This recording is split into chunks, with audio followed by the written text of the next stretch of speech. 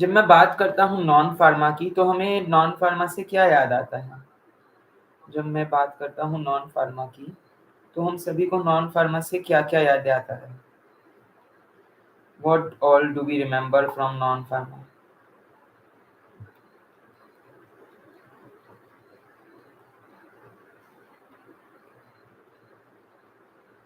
चलिए, सभी लोग बताते चलेंगे। क्या याद आता है हमें नॉन फार्मा से? क्या-क्या चीज़ें हमें पता है कि नॉन फार्मा में होती है? GK, general knowledge, current affairs. Yes, जल्दी से टाइप करते चलेंगे माय डियर। जल्दी से हम सभी लोग टाइप करते चलेंगे माय डियर। करंट अफेयर्स,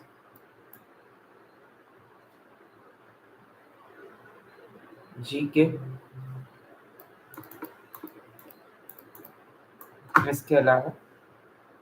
इसके अलावा बताते चलेंगे जल्दी से। Everybody quickly. RTI act, FD act. अच्छा, वो एक्ट्स तो एक अलग लाइव है उसका, ठीक है? वो एक्ट्स पे तो एक अलग लाइव है, वो आप टेंशन ना लें। General science, logical reasoning, verbal ability and quants. Logical reasoning, verbal ability and quants.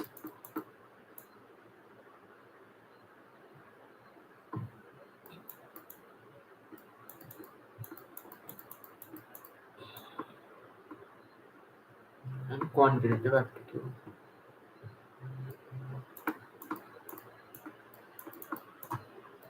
Logical reasoning, verbal ability, quants. क्या ये हम सभी को पता है? Are we all aware about this कि सर नॉन फार्मा में क्या-क्या आता है?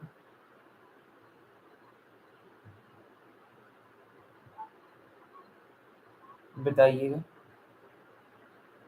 क्विकली सभी लोग बताते चलेंगे। Everybody, can I have quick responses? Can I have some really quick responses? जल्दी से सभी लोग बताते चलेंगे।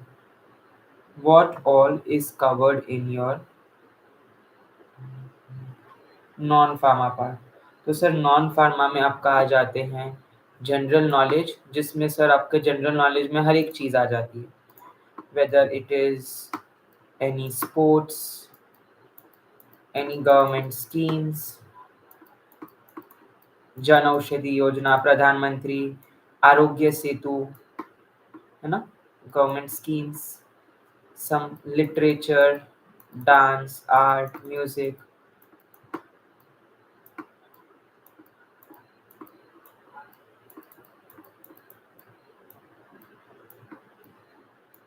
स्पोर्ट्स तो आपने देख ही लिया। तो ये सारी चीज़ें काफ़ी ज़्यादा आती है। तो नॉन फार्मा में आपका जनरल नॉलेज, जिससे sports, government schemes, literature, dance, art, music, quantitative aptitude, verbal ability and logical reasoning, current affairs और जनरल साइंस। मोस्टली इसी के आसपास जो है आपके क्वेश्चंस पूछते हैं। इसी के आसपास आपका कंटेंट घूमता है my dear. Nothing beyond this is asked. Good evening Chandrashekhar, Prateek, Omkar. Good evening आप सभी को। ठीक है, are we all good to go? Are we all fine? सभी की एनर्जी हाई है? क्या हम शुरू कर सकते हैं आज का ये महा मैराथन?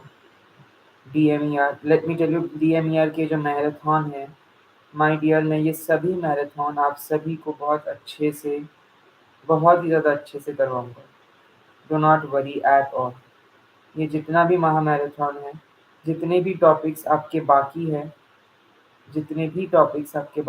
आपके क्योंकि डीएमईआर की डेट आ गई है 18, तो 18 से पहले मैं आपका सारा का सारा content, most of it cover कराने की कोशिश करूँगा। एटलीस्ट थोड़ा डेप्थ में ना जाकर सुपरफिशियली इंपॉर्टेंट चीज़ें तो मैं कवर करा ही दूंगा।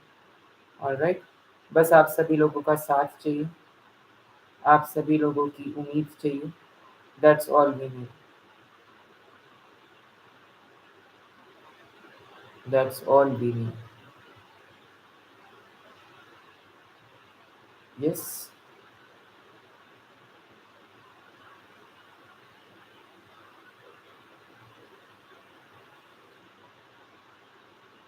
चलिए, गुड टू गो। अब नॉन फॉर्मल कंटेंट में सबसे पहले एक सिटिंग अरेंजमेंट पे क्वेश्चन आता है। तो इसका सिटिंग अरेंजमेंट क्या होता है? Arrange people in a line और अ सर्कल। तो बोला जाता है कि suppose A is sitting next to B, B is right to D, तो यहाँ डी आ गया। C is next to B, what is a position of F if F is left to A. तो अगर आपने इस तरीके से इसको सर्कल में किया होगा तो ही आप पता चलोगे ना कि ये एफ जो है वो आपका सी के बाजू में है, तभी आप इसको लिंक कर पाओगे एक सर्कल के फॉर्म में, है ना। तो सीटिंग अरेंजमेंट के टाइप ऑफ क्वेश्चन में हमेशा आपको रेडी रहना है माय डियर, हमेशा आपको रेडी रहना है इस तरीके से। और सीटिंग अरेंजमेंट में ये भी कहता है if Payam is sitting 14 from the left 13 from the right, how many number of students are there in the class. तो 14 प्लस 13 माइनस 1, क्योंकि एक तो मैं ही हूँ ना यहाँ, तो मैं काउंट थोड़ी होगा दोनों बार। सो 26। तो ये आ जाएगा कि number of students in the class if this is sitting from. और ये जो सीरीज है नॉन फार्मा वाली आज का, ये आपको सभी में काम आएगी। आरआरबी हो, चाहे वो एम्स हो, चाहे वो आने वाले डीआई हो या कोई भी हो, क्योंकि जहाँ जहाँ नॉन फार्मा आता है वहाँ पे इस प्रकार के क्वेश्चन कहीं ना कहीं आप एक्सपेक्ट करके चलेंगे। अब 6 people are sitting A, B, C, D, E, F in a row facing north. B is left to C, A is at the extreme left, and D is at the right of C, but not next to F. So who is at the center? तो इनको बोला है कि ये सारे लोग north को face करके हैं, ठीक है। B is immediate left to C, तो C ये रहा, तो C का लेफ्ट ये रहा B. A is at the extreme left, तो A यहाँ रहा। D is to the right of C but not next to F, तो यहाँ E आ गया। तो सेंटर में आपका क्या हुआ? E। तो इसी तरीके की क्वेश्चन आपको पूछते हैं। देन ये 8 friends sit around in a circular table. अब सर्कुलर टेबल का आ गया। P is second left of Q, R is opposite of P, मतलब R यहाँ है, P यहाँ है। S is between R and Q, S is between R and Q, ठीक है। P is second left to Q, second left मतलब यहाँ पे भी कुछ होगा। तो who is sitting opposite to S, तो S के ऑपोजिट होगा P, करेक्ट। ऑपोजिट है ना दोनों, यहाँ पे इसके ये ऑपोजिट है, यहाँ पे कुछ और होगा क्यू के। इस तरीके से आपने ना ब्रेक डाउन करना है क्वेश्चन का। ये लाइन बेस्ड है, तो ये आप सारे, ये मैंने एक क्वेश्चन हमेशा प्रैक्टिस रखा है जो कि आप खुद सॉल्व करेंगे। तो आप स्क्रीनशॉट लेके चलेंगे और अभी फिर मैं इसका आंसर भी दे दूंगा आपको, ठीक है। तो आप इसका भी स्क्रीनशॉट लेके बाद में आप सॉल्व करते चलिएगा। कोडिंग एंड डी कोडिंग, ये ऐसे होते हैं जैसे ABCD इज कोडेड एज 1 2 3 4, तो EFGH इज कोटेड है। अब हमें बताया कि A1 है, B2 है, तो ऑब्वियसली E5 होगा, F6 होगा, G7 होगा, H8 होगा, 5 6 7 8, करेक्ट। सो 1 2 3 4 5 6 7 8 इस तरीके से। Mostly you can expect such kind of questions very frequent, mostly you can question expect such kind of questions very frequent. Yes, अभी गुड टू गो, समझ आया सबको?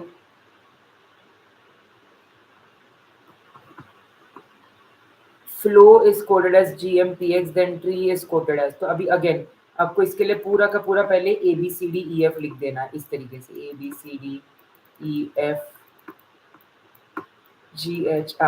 है ना। तो F के बाद G है, JKLM, L के बाद M है, तो वैसे एक वर्ड बाद में। तो T के बाद आता है U, तो आगे U होगा सबसे पहले, तो ये ऑप्शन पहले ही बाहर। R के बाद होता है S, तो जहां जहां U के बाद S होगा, ये तीनों में U के बाद S है।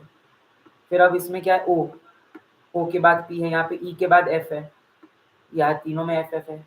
W के बाद, तो E के बाद F, तो USFF is the right answer, A, है ना। इस तरीके से आपको कोडिंग एंड डी कोडिंग के क्वेश्चन सॉल्व करने होते हैं, बहुत ईजी होते हैं ये क्वेश्चंस, बहुत ईजी आते हैं my dear. That the only thing you need to do is pay attention.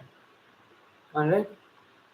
If son is 1921 14 then, अब ये जो है लेटर्स के हिसाब से है, जैसे A B C D F G H I J K L M, तो एम जो है एन 14 नंबर पे आता है, तो एम जो है आपका 13th पे आता है, एन आपका 14th पे आता है। सो 13 15 15 14, बिल्कुल। तो आपका right answer option number A, alphabetical positions. यही होता है कोडिंग एंड डिकोडिंग का माइंड। अगर हैप्पी को कोड किया गया, ये आपका प्रैक्टिस क्वेश्चन है, इसका स्क्रीनशॉट ले लीजिएगा और बाद में इसका आंसर भी देख लीजिएगा। अगले टाइप के हैं ब्लड रिलेशन बेस्ड क्वेश्चन, कि A is a brother of B, इसमें आपको पेडिग्री एनालिसिस करना है कि भाई P is a mother of X, X is a daughter of S, who is P to S. तो पी मदर है तो एस फादर होगा एक्स का, तो अगर ये पूछा तो S is a father of x, और एस पी का क्या है तो हस्बैंड है ना। इस तरीके की क्वेश्चंस आपको इस तरीके से पेडिग्री या फैमिली ट्री बना के सॉल्व करना है my dear. Pointing to a woman, Raj said she is mother, mother's only son's wife. So who is she, तो वो आपकी ऑब्वियसली पत्नी होगी, है ना। मदर्स ओनली सन मतलब खुद वही राज हिमसेल्फ, उनकी मदर का बेटा मतलब वो खुद ही ना, ओनली सन तो एक ही बेटा, और वो वुमन उसकी वाइफ है तो ऑब्वियसली वो राज की पत्नी ही हुई। तो देखिए कितनी इजी इजी आ जाता है। ए बी का भाई है, बी सी की बेटी है, सी डी की वाइफ है, तो डी और ये क्या हो गया, ऑब्वियसली उसका फादर बाप ही हो गया, right. C dot C wife है, डी हस्बैंड है, ये भाई है इसका, तो ऑब्वियस ये बहन है इसकी तो ये भाई है, तो भाई बहन है तो ये सी इसकी भी माँ हुई, सी माँ है तो डी इसका भी बाप हुआ, करेक्ट। तो देखिए कितनी इजी इजी, जस्ट टच करके, और ये प्रैक्टिस क्वेश्चन है आप लोगों के लिए, इसे प्रैक्टिस कर लीजिएगा। और मैं इसका आंसर भी रिवील अभी कर रहा हूँ, सो दैट आप आगे जब सॉल्व करेंगे यू कैन करेक्ट के भाई मैंने सही किया या नहीं। ऑड मैन आउट, तो एक ऑड मैन आउट ढूंढना होता है, ये भी काफी बार पूछा जाता है। अब इनमें से ऑड मैन आउट कौन सा है, ये 3 का टेबल है क्या, ऑब्वियसली 3 का टेबल ही है, तो 3 3 जा 9, 3 9 जा 27, 27 3 जा 81, तो 81 3 जा आना चाहिए था, राइट। तो 3 का पावर 1, 3 का पावर 2, 3 का पावर 3, 3 का पावर 4, तो 3 का पावर 5 आना चाहिए था, तो ये गलत हो गया, तो 100 is the wrong answer. 100 odd man. Rose lotus lily mango, भाई ये तीनों के तीनों फूल है, मैंगो तो फल है। सर्कल में 5 सर्कल, स्क्वायर, ट्राइंगल, हेक्सागन। और फिगर कौन सा है सर, ऑब्वियसली सर्कल है क्योंकि उसके कोई साइड ही नहीं होते, स्क्वायर के 4 साइड है, डिफाइंड है, ट्राइंगल के 3 है, हेक्सागन के 6 है, बट इसका फिक्स नहीं है सर्कल, है ना, सरकमफेरेंस होता है उसका। एनालॉजी, तो एनालॉजी जो है जैसे कि किंग जो है उसकी बीवी क्वीन है, तो मेल का फीमेल, इस तरीके से। तो plus minus subtraction addition synonym antonym hierarchy function, किसी पे भी कुछ भी एनालॉजी जो है वो कोई भी रिलेशनशिप पे बेस्ड होगी, वो कोई भी रिलेशनशिप पे बेस्ड होगी my dear. So doctor hospital में होता है, तो टीचर ऑब्वियसली स्कूल में ही होगी ना। 4 4 जा 16, तो 6 का स्क्वायर 36। आई से आप देख सकते हैं, ईयर से आप सुन सकते हैं, ये है एनालॉजी। आपको बस एनालॉजी लगाने के भाई इसका और इसका क्या लेना देना है। देन डायरेक्शन सेंस टेस्ट, कि if a person is moving 5 kilometers north then moves 3 kilometers east, how far is he from the start। so obviously ये distance होगा जो वो far होगा, तो 5 का स्क्वायर प्लस 3 का स्क्वायर that is 34, तो 34 का square root which is 5.83 kilometres, ये राइट एंगल ट्राइंगल बन गया, करेक्ट, हाइपोटेन्यूज। तो कुछ कुछ चीजें ऐसी है जो आपको दिमाग से लगानी पड़ेगी। तो इस सेक्शन इस सीरीज में मैंने जो भी चीज आपको कराई है, चाहे वो ब्लड रिलेशन हो, डायरेक्शन हो, है ना, कुछ भी हो, फैमिली हो, हर एक चीज आपने अच्छे से पढ़ के चलनी है माइंड। ये देखिए पर्सन गोस 10 kilometres north, 5 kilometre east, 10 kilometre south, ये तो 5 मीटर ही हुआ, 5 मीटर ईस्ट, करेक्ट। ये 10 10 तो कैंसिल हो गया आने में जाने में, तो ये 5 किलोमीटर ईस्ट हुआ। तो देखिए इस हिसाब से बस आपको अच्छे से और पेपर को घुमाना है, मतलब जब आप डायरेक्शन दे रहे हो कि अभी person moves 5 kilometre then takes a left, अब लेफ्ट इसका ये हुआ, अब बंदा यहाँ खड़ा है तो यहाँ से उसका लेफ्ट ये होगा, अब बोला यहाँ से फिर से लेफ्ट ले रहा है तो ये होगा, तो आपको पेपर को घुमाना है और फिर लेफ्ट राइट देखना है आपको उस पोजीशन में कि भाई अब वो बंदा वहां देख रहा है ना। कुछ लोग लेफ्ट मतलब क्या लिखते हैं कि लेफ्ट ये सीधा चले जाते हैं, ये नहीं, अब बंदा यहाँ है तो वो यहाँ देख रहा है तो उसका लेफ्ट ये होगा, राइट ये होगा, है ना। तो you always have to adjust yourself, हो जाएगा। रैंकिंग एंड ऑर्डर, इस पे भी क्वेश्चन आता है कि रैंक एंड ऑर्डर देम, या तो फिर एटलीस्ट आ जाता है कि कुछ ना कुछ क्रोनोलॉजिकल टेस्टिंग, या तो इस तरीके से क्वेश्चन जरूर आपको देखने मिलेंगे माय डियर, इस तरीके से आपको क्वेश्चन जरूर देखने मिलेंगे my dear. So please make sure that you are strong enough for these question, right. In a row of 40 students, 40 student हैं, ए जो है वो 10th है from the left, what is his position from the right. Total 40 student है तो उसकी 29 position होगी, नहीं सर 31st होगी ना, क्योंकि 40 - 10 + 1, राइट से पोजीशन देखनी है तो 40 - 10 + 1, सो 40 - 10 is 30, 30 + 1, 31st position, right. In a class of 50 Ram ranks 15 from the top, what is his rank from the bottom. 50 लोग हैं, ऊपर से शाम का नंबर 15 है तो नीचे से उसका नंबर 36 होगा, 50 - 15 + 1,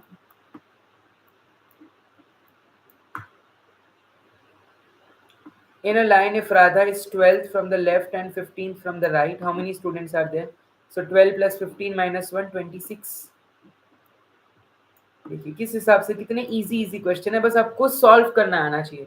एक बार आपने उसकी टेक्निक देख लेना कि भैया हाँ इसको ऐसे सॉल्व करते हैं, इसमें ये लगाना है, इसमें ये ऐसे करना है, तो चीजें तो होती चलेगी, things will be a cake walk for you. Missing number 2 6 12 20, अच्छा 4 ऐड हुआ, 6 ऐड हुआ, 8 ऐड हुआ, 10 ऐड होगा, 30 होएगा, 10 में फिर 12 ऐड करके 42, बिल्कुल। देखिए एक बस आपको plus minus divide multiply square cube square root यही रिलेशन होता है, या तो ऑल्टरनेट नंबर्स पे कुछ ना कुछ होता है, ठीक है। तो जब आपको fixing number in the series इस तरीके की क्वेश्चन है तो plus minus add divide multiply square cube square root सब लेके देखिएगा, सब कुछ आप लेकर देखिएगा, कुछ ना कुछ तो निकल ही जाएगा। और अब हाँ आप बोलोगे कि सर इतना एग्जाम में टाइम तो मिलता नहीं है, इसलिए फार्मा को तुरंत करने के बाद नॉन फार्मा में जो जो आपको ऐसा लगता है कि बिना उसके हो जाएंगे वो पहले कर देना, फिर आप कर सकते हैं। 5 का स्क्वायर 25 है ना, 25 5 125, 125 5 625, बस 5 से मल्टीप्लाई करते चलेंगे। A C F J L, alternate है बी ई जी,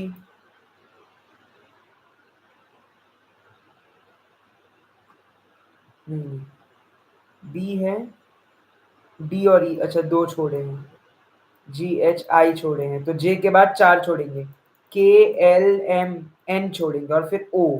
अब ये भी देखो इंटरेस्टिंग था, एक छोड़ा बी, यहाँ पे डी और ई 2 छोड़े, यहाँ पे जी एच आई 3 छोड़े, और अब 4 छोड़ेंगे के एल एम, तो बचेगा O, O is the right answer. इस तरीके से घाई कभी नहीं करनी है माय डियर, पेशेंटली सॉल्व करना है तो सब सॉल्व होगा, सगळे सॉल्व होणार, ओके, फक्त पेशन्स ठेवा। कसं काय पब्लिक, काय चाललंय सगळ्यांचं, चांगला अभ्यास चाललाय ना, everybody are we preparing well, सबका सही हो रहा है पढ़ाई वढ़ाई,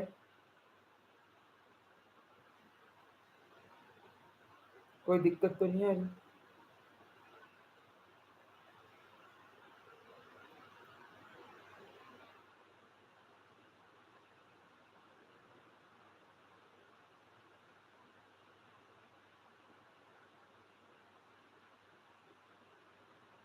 यस एनीबडी?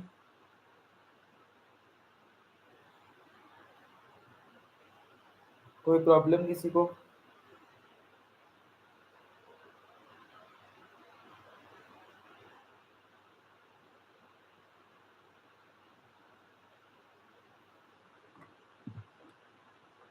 क्लॉक और कैलेंडर बेस पे भी कुछ क्वेश्चन आते हैं।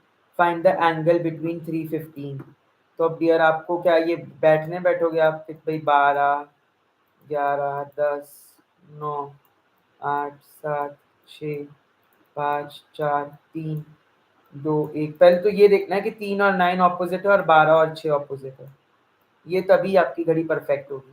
फिर इसका एंगल करने के लिए आपको कुछ नहीं करना है। 30 × 3 - 11 / 2 × 50। इसका एक फॉर्मूला है, ठीक है। तो हार एंड को कैलकुलेट करने के लिए ये आपको ना यूट्यूब वीडियोस पे मेरे बहुत अच्छे से मैंने पूरा डिटेल में समझा। अभी तो टाइम कम है तो इसलिए बता नहीं पाएंगे, बट 3 है ना, तो 30 क्या है, आवर है, तो उसको 30 से मल्टीप्लाई करना है। 15 क्या है, मिनट है, तो 11/2 से उसको मल्टीप्लाई करना है 15 को, बस। तो 30 × 3 जो है -11/2 × 15, तो 90 - 82, यानी बचा 7.5। ठीक है।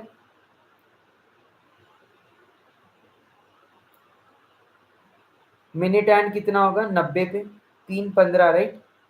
3:15 मतलब ये, तो मिनट एंड 90 पे है ना, एंगल 7.5। यस और नो? सो 30 के सबसे करीब 30 + 7.5, 37.5। How many times in a day do the hands coincide? So जितने भी क्लॉक के हैंड्स है वो एक दिन में 22 बार कोइंसाइड करते हैं, क्योंकि every 65 minutes hand coincide.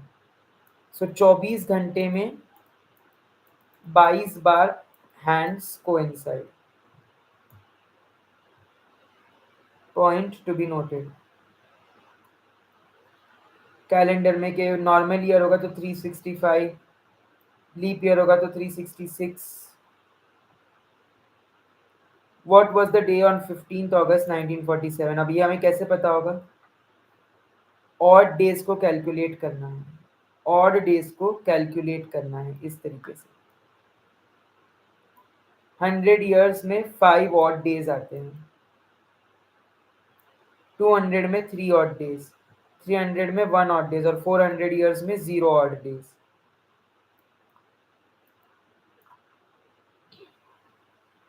How many leap years are there in 100 year? तो 100 साल में टोटल 24 लीप ईयर्स होते हैं, क्योंकि 100 / 4 which is 25। But since century एक ईयर नहीं होता है, सो सेंचुरी ईयर को हम कैंसिल कर देते हैं। हर 4 साल में एक लीप ईयर आता है, ये तो सबको पता है, बट सेंचुरी ईयर एक लीप ईयर नहीं होता, तो इसलिए 25 - 1, 24 is the right answer. 24 is the right answer. Venn diagram, Venn diagram जो है वो रिलेशनशिप बनाता है कि ओवरलैपिंग है या नहीं, या पार्ट है, सबसेट है या नहीं। अगर 3 चीजें हैं तो उन 3 चीजों का क्या लेना देना है, इन सभी को वेन डायग्राम कहते हैं, विच एक्सप्लेन्स द रिलेशनशिप। अब डॉक्टर्स मेन भी हो सकते हैं, वुमेन भी हो सकते हैं, तो इसको ऐसे लिख सकते हैं, डॉक्टर्स मेन और women. Correct, doctors can be main और women both.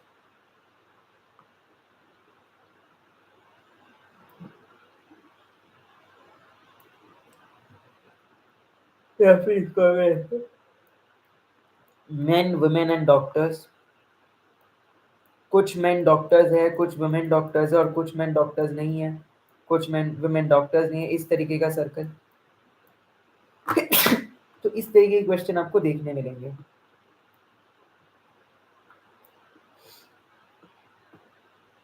Circle and square जो है वो पॉलीगॉन के टाइप से। तो ये हो गया आपका Venn diagram. Polygon, circle is inside the polygon, square is also inside the polygon, but square and polygon का स्क्वायर एंड सर्कल का कोई लेना देना नहीं है, तो वो एक बस एक टाइप है। कैट डॉग एनिमल्स, तो एनिमल्स जो है वो कैट भी हो सकते हैं, डॉग भी हो सकते हैं, correct. Subset cats and dogs. Syllogism, syllogism मतलब reasoning with statements. All cats are dogs, all dogs are animals, तो क्या ऑल कैट्स आर एनिमल्स? और काफी बार ये पूछते हैं इस conclusion the right conclusion for the given statement. तो यस ये ट्रू है, कैट्स अगर डॉग्स है, डॉग्स सारे एनिमल्स है, तो इनडायरेक्टली कैट्स भी सारे एनिमल्स ही होंगे। कोई फल मैंगो है, सारी मैंगो स्वीट है, तो conclusion some fruits are sweet. बिल्कुल सम फ्रूट्स आर स्वीट होंगे ना, क्योंकि सारे फ्रूट्स तो मैंगो होंगे ही नहीं। सारी मैंगो स्वीट है, बट सारे फल थोड़ी मैंगो है। Important days, world health day 7 April, world TB day 24 March, world AIDS day 1 December, world pharmacist day 25 September, 1 July national doctors day, world cancer day 4 February, world diabetes day 14 November. So world TB day is observed on 24 March. Nutrition week कब celebrate होती है? तो nutrition week आपकी सितंबर में celebrate होती है, हर साल first week of सितंबर। आने वाला जो है अभी न्यूट्रिशन वीक कहा जाता है। वर्ल्ड एनवायरनमेंट डे आपका 5 जून को होता है। यूनाइटेड नेशंस ने इसको सस्टेनेबिलिटी एनवायरनमेंट प्रोटेक्शन के लिए 5 जून को वर्ल्ड एनवायरनमेंट डे कहा है। बड़े बड़े ऑर्गेनाइजेशन, डब्ल्यू का हेडक्वार्टर्स जेनेवा स्विट्जरलैंड, यूनिसेफ का न्यूयॉर्क यूएसए, फाओ का रोम इटली, वर्ल्ड बैंक का वॉशिंगटन डीसी यूएस। इसका स्क्रीनशॉट लेना, ये आपको कहीं नहीं मिलेगा। जो कंटेंट मैं आपको यहाँ प्रोवाइड करा रहा हूँ वो आपको शायद ही कहीं मिले, वो आपको शायद ही कहीं मिले my dear. UNESCO Paris France, again WHO का हेडक्वार्टर जेनेवा स्विट्जरलैंड में है, यूनिसेफ का हेडक्वार्टर न्यूयॉर्क में है, फाओ का हेडक्वार्टर आपका रोम इटली में है। Important programs: National AIDS Control Program, National Vector-borne Disease Control Program, Revised National Tuberculosis Control Program, National Leprosy Eradication Program, National Mental Health Program, Universal Immunization Program, PPP Pulse Polio Program, है ना। तो ministry of health and labour welfare family welfare, ministry of health and family welfare, Japanese encephalitis, filaria, chikungunya, dengue, malaria.